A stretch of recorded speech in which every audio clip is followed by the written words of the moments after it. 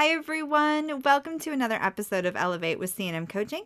My name's Maggie, and today I have a great topic for you. I want to play an actual phone call.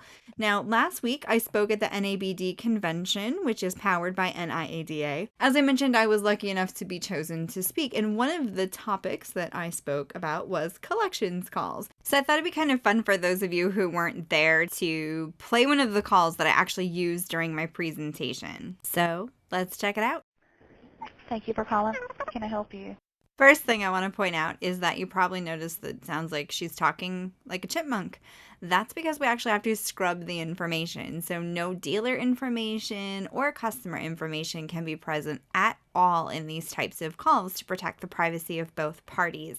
Now, let's just say, for example, she said, "Thank you for calling ABC Motors. This is Maggie. How can I help you?" I would consider that a full and complete greeting. So she did a great job there. However, I will say I would have loved to have heard a smile in her voice. This is a super, super friendly rep, so I wish I would have heard that in her greeting. Yes, ma'am. I'm calling it. Okay, hold on one second. All right, verify your vehicle and the last four of your social for me.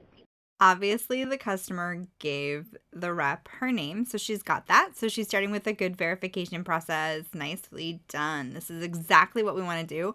Before we get into the account, we want to make sure we have the right person on the phone and that this person is authorized to be speaking on behalf of the account, especially if we're going to be providing any information that we should be protecting. Kia Forte and Okay, and has any of your information changed since you purchased the vehicle as far as your address, phone number, or job? no, ma'am. Okay. And the last four digits of the card you would like to use? So a little bit of a side note here. I always encourage people to verify the employer and the home address at least once a month. I try to verify the phone number every time we talk to the customer, even if that is glancing at your caller ID, glancing at your software, making sure they match, and just asking the customer, is the number on file the best number to reach you on? But as far as the address and the employer, we should once a month be doing what we call a hard verify, which is where we say, what is the best number to reach you on? And what is your current address? And who is your current employer? We never want to say, are you still living at 1234 West Main Street and working for Target? Because the customer is going to have a tendency to agree with whatever information you read to them. So you always want to ask them, who's your current employer? What's your current address? Now in this example, this particular rep, let's call her Susie. Susie has already spoken to this customer already once this month, which means that she sees in her notes that she's already done a hard verification of this customer's contact info. So she can simply say, has anything on your account changed since we spoke last? So essentially what we're trying to do here is just make sure nothing on the account has changed since we spoke last. And we do what we call summarizing, which is we put notes in the account when we speak to the customer that first time and verify that info.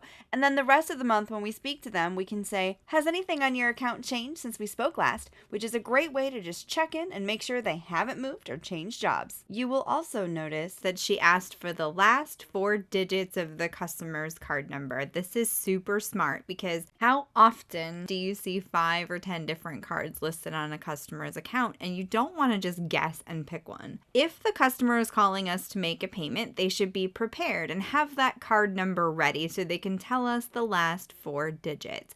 This is definitely something I encourage you to start implementing in your stores if you're not doing it now. This also helps hold the customer accountable to be prepared with the information they need to make a payment, just like anybody else would calling to pay a cable bill or a cell phone bill. We're going to have that card number ready, and your customer should as well.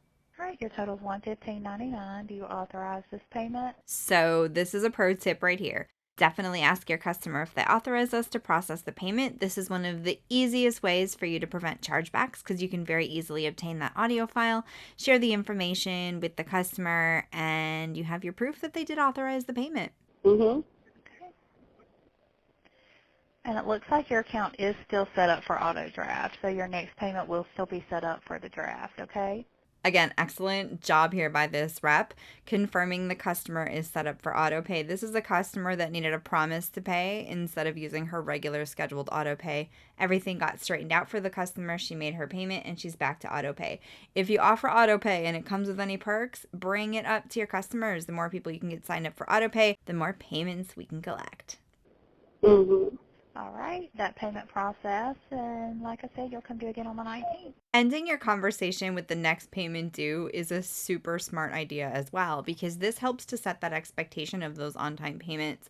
Always try to end your conversation with when the future payment will be due and the amount if possible. This is going to help your customer retain that information since they typically tend to remember the last few seconds of the conversation. Okay, All thank right, you. thank you. Have a good weekend. Mm-hmm. Bye-bye.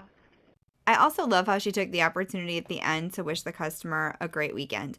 This person in particular, Susie here as we're calling her, has excellent customer service skills. She pays a lot of attention to her customers and she takes time with them to not only get to know them so she has that rapport built. That way when they're struggling with making a payment, they call her instead of avoiding her.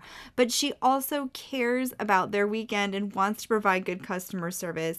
And her voice inflection did perk up a little bit halfway through the conversation, but the greeting is really important. Those first 5 seconds are key, so try to remember to smile a little bit during your greeting. So just to recap really quickly, always try to verify the customer's information with the last four of their social or their birth date or even their vehicle.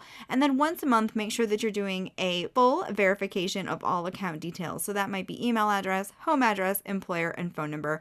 I usually try to verify the phone number in every phone call. Try to get the last 4 digits of the card number, and always make sure you ask, do you authorize us to process this payment? Mention your auto pay perks, and then end your conversation with your future payment due. So these are my tips for collections calls. If you have any additional questions, send me an email, maggie@cnmcoaching.com. Stay tuned next week when we'll dive into another call of the week. Have a great weekend. See you on Tuesday.